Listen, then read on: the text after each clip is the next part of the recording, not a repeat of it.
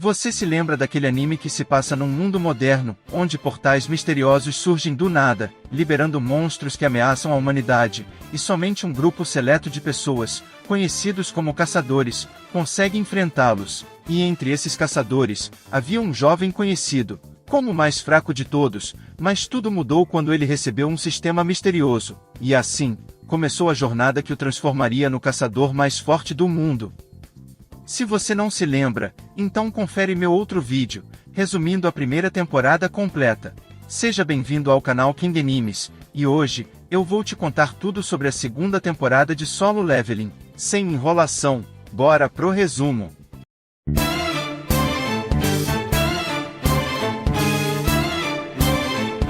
Após Jinvoo completar sua missão especial, ele vai puxar um ronco. E foi um ronco tão pesado que ele dormiu até mais tarde. De repente, Gina liga para ele, perguntando onde ele está, porque já está atrasado para a reunião de pais e mestres. Assim que ouve isso, ele sai correndo para se arrumar. Chegando na escola, Gina fica olhando para ele, confusa, quase sem reconhecer o próprio irmão. Não é para menos. Antes ele era um palitinho, agora, é um palitão. Gina percebe que todas as meninas já estão mijando um guaraná. Querendo provocar, ela pergunta se ele passou a noite com alguma garota. Irritado, ele belisca a bochecha dela, e pede para ela ter um pouco de respeito. Na sala da professora, ela diz para Jinvoo que Gina está indo muito bem nas aulas, ótimas notas, tanto em provas quanto em testes, ela é um modelo para os outros alunos. Essa revelação deixa Jinvoo todo orgulhoso, porém, a professora muda o tom, e pergunta, se Gina despertar, ele deixaria ela se tornar uma caçadora? Jinvoo responde, não imediatamente. Ouvir isso acalma a professora, mas ela avisa que tem uma aluna que despertou, e desde então, nunca mais apareceu na escola. Ela pede que ele converse com ela. Em outro lugar, vemos An Song-yi, a amiga da Gina, encontrando Jinvoo. Ele mostra uma foto dele com a irmã. Com isso, Song-yi descobre que ele é o irmão da sua melhor amiga. Mesmo sem ele dizer o motivo da visita, ela já sabia, e logo diz que não vai voltar para a escola, porque quer ser uma caçadora. Jinvoo lembra que ela é apenas Rank E, mas ela retruca dizendo que ele também é. Ela diz que não vai desistir, mesmo se ele der um sermão. Ele responde que não veio por isso, e pede para ela segui-lo. Curiosa e confusa, ela vai atrás dele. No aeroporto da Coreia, vemos Jinshu recebendo o caçador Rank S, Van Dong-soo, que acaba de chegar. Jinshu dá as boas-vindas, mas Dong-soo retribui com grosseria, dizendo que se não fosse pelo caso do irmão, ele nunca pisaria nesse pedaço de lixo que chamam de país. Esse personagem mal apareceu e já tá merecendo uma surra. Enquanto isso, vemos os Rank S da Coreia, retornando da ilha Jeju. Eles informam ao presidente, que no caminho, encontraram uma formiga com asas. Isso deixa o presidente preocupado. Se essas criaturas conseguem voar, é só questão de tempo até elas chegarem no continente, e se isso acontecer, o mundo todo estará ferrado. À noite, vemos um grupo de caçadores se preparando para uma limpeza, mas aí, quem aparece, é Jinvoo e Song-yi. Os dois são bem recebidos por Sangmin, que apresenta o grupo de ataque, liderado pelo caçador Rank A, Kinju. Ele demonstra não estar nem um pouco feliz, achando que vai ter que ser babá de dois Rank E. O anime mal começou, e já temos dois babacas na fila para levar um corretivo. Por que Jinvoo trouxe a Song-yi para esse lugar? Simples, tudo parte de um plano. A ideia é mostrar para ela como é o interior de uma dungeon, e os perigos que se escondem lá, esperando que ela caia na real, e desista dessa vida de caçadora. Assim que entram pelo portal, vão parar numa caverna, mas uma coisa estranha acontece. O portal que era azul, mudou para vermelho. Jin percebe na hora, e tenta levar Song-yi de volta, mas infelizmente, não consegue a tempo. No final, ele é sugado de volta. Dentro do portal, vemos que a paisagem mudou completamente. O que antes era uma caverna, agora virou uma floresta coberta de neve. Kinju informa que eles estão em um portal vermelho. Song-yi pergunta o que é isso. Jinvoo explica que um portal vermelho é uma anomalia onde a dungeon muda sua natureza, podendo alterar até o seu rank, geralmente vira rank A, ou até rank S, e o pior, ninguém sai, até derrotar o chefe. De repente, eles são atacados. Houve algumas baixas, mas nada drástico, graças ao Jinvoo, que salvou Song-yi. Eles percebem que foram atacados por criaturas humanoides de pele azul, que logo desaparecem. Song-Yi pergunta o que eram aquelas coisas. Jin-Woo responde que eram elfos do gelo, monstros inteligentes e astutos, que adoram fazer armadilhas e emboscadas, não porque são fracos, mas porque gostam de brincar com suas vítimas. Não gostando da situação, Kim-Ju propõe dividir o grupo. Os Rank C para cima vão para um lado, o resto vai para o outro. Mas a caçadora Rank B, a Ejin Park, decide ir com Jin-Woo. Kim-Ju acha que ela tá com pena dos fracos, mas a verdade é que a Ejin viu Jin-Woo se defender de um ataque que nenhum Rank A percebeu. Ela ficou interessada. Kim-Ju fica com cara de tacho e sai resmungando. Enquanto ele caminha, é surpreendido por um grupo de ursos do gelo. Sem hesitar, os bichos avançam, mas Kim-Ju, sendo um tanque, consegue se defender e contra-ataca. Mesmo assim, os ursos são insistentes, mas Kim-Ju não recua. Enquanto isso, Jin-Woo e companhia caminham sentindo frio. Ele puxa um casaco do inventário e entrega para todos. O pessoal fica surpreso com essa habilidade bem conveniente. Mas não dá nem tempo de se aquecer. Um grande urso de gelo aparece querendo jantar a galera. Enquanto isso, o caçador Rank S, Baek Yeonho, observa o portal vermelho. Ele pensa que isso é um grande problema. Quem entra, não sai, e uma hora aqui fora, é um dia lá dentro. Se o chefe não for derrotado, vai acontecer uma dungeon break. De repente, Dong-Su aparece, chateado. Ele ouviu que Jin-Woo está dentro do portal, e queria trocar uma ideia com ele, mas infelizmente, vai ter que deixar para outra hora, saindo decepcionado. Dentro do portal, Jin-Woo não derrotou só um, mas vários ursos de gelo, sozinho. A galera fica de queixo caído, se perguntando se ele é mesmo Rank E. Mais tarde, eles decidem acampar. Enquanto o time descansa, Jin-Woo vai fazer um test drive. Se aproximando da caverna dos ursos, ele invoca seu exército de sombras e manda todos ganharem XP. Rola uma batalha épica entre ursos e soldados das sombras. A vantagem é clara, mas aí aparece mais um urso. Ele percebe que esse urso deve ser o líder. O bicho é maior que os outros e ainda sabe usar magia, que aniquila todo mundo, sobrando apenas o Igris. Sem saída, Jin manda o Igris mostrar do que é capaz, e ele mostra. Em menos de 3 golpes, o urso perde a cabeça. A cena deixa Jin-Woo impressionado. Ele pensa que se o Igris tivesse usado aquela espada contra ele, teria perdido feio. Com isso, fica provado que o Igris é a sombra mais forte do seu exército. Enquanto isso, em outro canto, vemos Kim-Ju, completamente lascado. Quando ele vê seu colega sendo morto bem na sua frente, percebe que nunca teve chance contra os elfos do gelo. Chorando, ele foge feito um covarde, sendo observado pelos próprios elfos. Enquanto isso, Jin-Woo está adicionando mais uma leva de soldados ao seu exército, dessa vez, um bando inteiro de ursos negros. Em outro local da floresta, Kim-Ju vaga sem rumo, derrotado, e tremendo de frio, até que ele encontra o grupo do Jin-Woo, descansando tranquilamente ao redor de uma fogueira. Aquela visão fez o sangue dele ferver. Enquanto ele estava lá se lascando, os inúteis estavam curtindo um acampamento. Revoltado, ele saca a espada e parte para cima. Mas antes que fizesse qualquer besteira, Jin-Woo aparece e manda um pedala Robinho, que faz o cara voar longe. Só que o estrago já estava feito. Kim-Ju trouxe visita. Elfos de gelo começam a sair do esconderijo. O líder se adianta e diz que os humanos são presas fáceis. Jin-Woo, na maior naturalidade, responde que nem todos. Todo mundo fica chocado por ele conseguir falar a língua dos monstros, até o próprio Jin-Woo, pensando que isso deve ser mais um presente do sistema. Curioso, o elfo diz que vai deixar Jin-Woo ir embora, mas só se ele entregar os outros humanos. Jin-Woo pergunta por quê, e o elfo responde. No meio da resposta, ele buga e repete a mesma coisa com uma estática esquisita. Jin-Woo fica em silêncio, tentando entender o que acabou de acontecer. O elfo insiste que ele não tem escolha, porque está em menor número. Jin-Woo sorri e chama seu exército das sombras. Os olhos de todos se arregalam. O líder elfo, que se apresenta como Baruka, acha tudo aquilo muito divertido e manda os seus soldados atacarem. Jin-Woo revida com suas sombras. Começa uma batalha insana.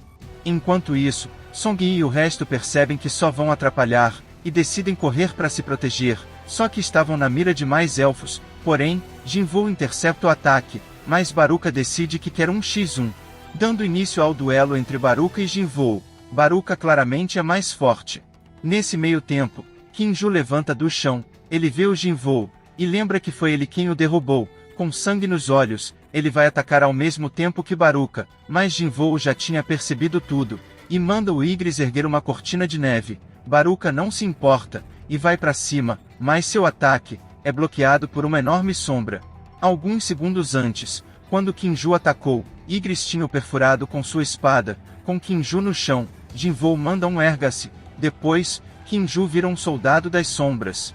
Jinvoo o batiza de Iron, o novo soldado, ativa sua habilidade especial, o grito da provocação, e Baruka é forçado a lutar com ele. Enquanto Iron segura Baruka, Song-Yi pergunta para Aejin se todas as batalhas dos caçadores são sempre assim. Aejin responde com sinceridade: se fossem sempre assim, ela nunca teria virado caçadora. Durante a batalha, Baruka se liberta do controle e vai para cima do Jinvoo, agora acompanhado de Igris. Baruka aguenta bem, mas Iron, com sua força bruta, quebra o ritmo dele. Jinvoo aproveita a brecha e acerta um golpe. Ferido, Baruka diz que pode fazer isso o dia todo. Jinvoo acredita nisso, mas e quanto ao seu exército? Baruka se vira e vê que todos os seus elfos foram derrotados. Mesmo assim, Baruka parte para cima. Jinvoo joga sua adaga, que é desviada, mas usa telecinese para fazer um ataque surpresa. Iron segura Baruka, enquanto os magos das sombras soltam bolas de fogo. Baruka resiste ao ataque, e com raiva, ele grita, dizendo que vai acabar com todos, mas Jinvoo ativa furtividade, e o ataca pelas costas. Ele olha no fundo dos olhos de Baruka, e diz que essa luta já acabou. No mesmo segundo, Iron desce o machado com força total, esmagando o elfo, assim, encerrando a batalha contra os elfos de gelo. Com a derrota do chefe, o portal se reabre, e todos se preparam para voltar para casa. Do lado de fora, Baek Yeonho estava esperando. Assim que os caçadores saem, ele pergunta por Kinju. Aejin dá a má notícia: ele não conseguiu voltar. Yeonho se abala, mas logo percebe algo estranho. Tirando Aejin, todos os que voltaram são de rank baixo. Antes de ir embora, Jinvoo é parado por Yeonho, que pede explicações. Curto e grosso, ele responde que ele deveria perguntar aos membros da própria guilda, em vez de suspeitar, devia estar agradecendo. Afinal, os caçadores dele voltaram com vida, graças a ele. Yeonho engole seco, mas agradece, e Jinvoo vai embora com Song-Yi. Na porta da casa dela, os dois se despedem. Antes de entrar, ela se vira, animada. Ela diz que vai vê-lo amanhã, e corre para dentro.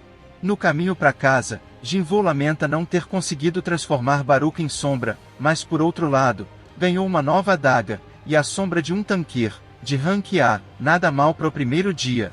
No dia seguinte, Gil aparece, chamando Jinvoo de chefinho. Ele fala que o carro está pronto. Jinvoo diz que ainda precisa passar em um lugar.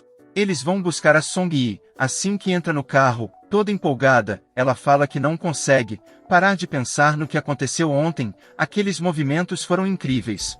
Gil, com a mente mais suja que filtro de ar-condicionado, fica em choque. Ele olha para Jinvoo e diz que ela ainda é menor de idade. Jinvoo e Song-Yi, muito inocentes, perguntam: o que é que tem?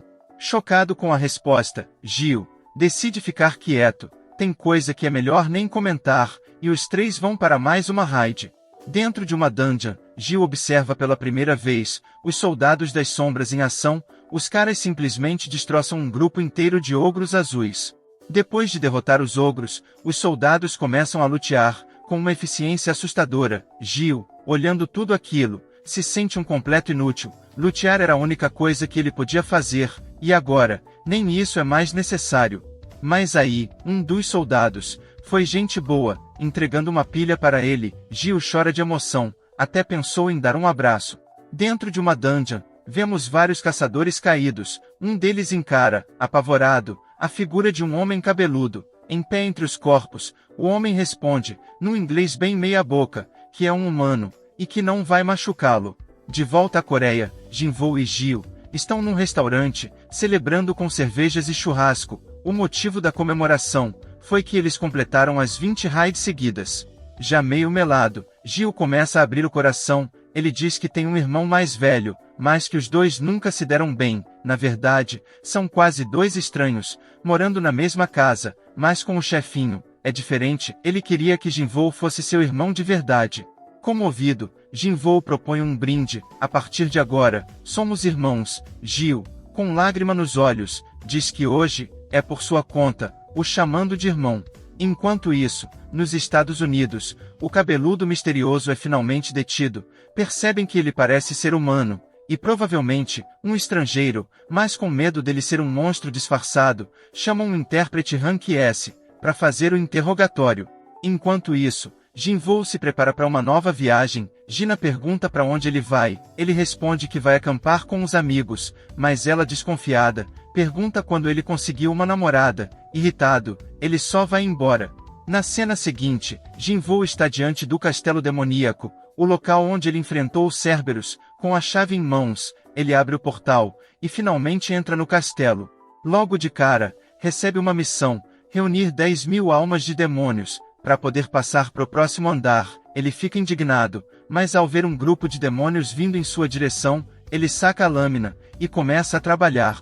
Enquanto isso, Gil vai até seu pai pedir permissão para liderar a guilda da empresa. O pai não curte a ideia de início, mas vendo o esforço de seu filho, ele decide dar uma chance, mas com uma condição: que Gil trouxesse Jinvoo para sua guilda. De volta ao castelo demoníaco, Jinvoo já coletou muitas almas, mas ainda está longe da meta, e pior, ele descobre que não pode extrair as sombras dos demônios mortos. Para agilizar o serviço, ele chama o Urso das Sombras. Usando o bicho como montaria, ele varre os demônios como um rolo compressor. Satisfeito, Jinvoo decide dar um nome para ele, e seu nome será Tanque. Enquanto isso, Cha-In faz seus exercícios matinais. Durante o descanso, ela se lembra do que o Quatro Olhos falou: as formigas voadoras precisam ser mantidas em segredo. Se a população descobrir, o pânico vai tomar conta, e pânico é tudo que eles não precisam agora. No castelo, Jinvoo continua caminhando por entre os corpos dos demônios. Sendo uma dungeon Rank S, ele pensou que seria muito difícil, mas era incrivelmente fácil. Com um exército imortal fazendo todo o trabalho, com certeza faz uma grande diferença.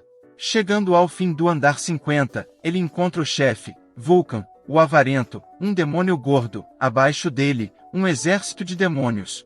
Jinvoo chama seu exército das sombras, e a batalha começa. Graças a Igris e Iron, a batalha ficou fácil, ainda mais agora que Jinvoo melhorou seu atributo inteligência, que deixou o controle das sombras ainda mais preciso. Mas aí, o gordão resolve entrar na briga. Jinvoo parte para cima, e acerta um soco tão forte, que até ele se surpreende. Furioso, Vulcan entra no modo Berserker, e parte para cima, com ataques rápidos e violentos. Jinvoo só consegue se defender, até bolar uma estratégia. Fazendo uma brecha, ele acerta um golpe crítico, que finaliza o chefão. Nos Estados Unidos, o cabeludo finalmente se encontra com seu intérprete, Dong-Su. Após uma investigação, Dong-Su descobre que o homem se chama Hwon Sung, um caçador coreano, que desapareceu há 10 anos. Ele explica que ficou preso dentro de uma dungeon, e só conseguiu voltar graças a um portal que surgiu nos Estados Unidos. Ao ler o relatório, Dong-Su fica chocado. Aquele homem é pai de Jinvoo Sung. Irritado por não ter encontrado o filho, ele decide tirar satisfação com o pai, mas isso quase custa sua vida. Hwon Sung explode de raiva, e deixa Dong-Su à beira da morte, antes de desaparecer no meio do caos. Enquanto isso, Jin chega ao andar 75, derrota o chefe com facilidade, e recebe muitas recompensas. Ele ganha itens que aumentam seus atributos, o Orbe da Avareza, que aumenta o poder mágico em 100 vezes, uma caixa surpresa, que lhe dá uma chave para outra dungeon. Porém, ele ainda não tinha nível suficiente para entrar, e olhando seu progresso, viu que faltava apenas mais um dos 3 itens que precisa para fazer o Elixir da Vida. Feliz com o progresso, ele decide encerrar por hoje. Olhando para o portal, ele pede para sua mãe esperar só mais um pouco. Faltam só mais 25 andares.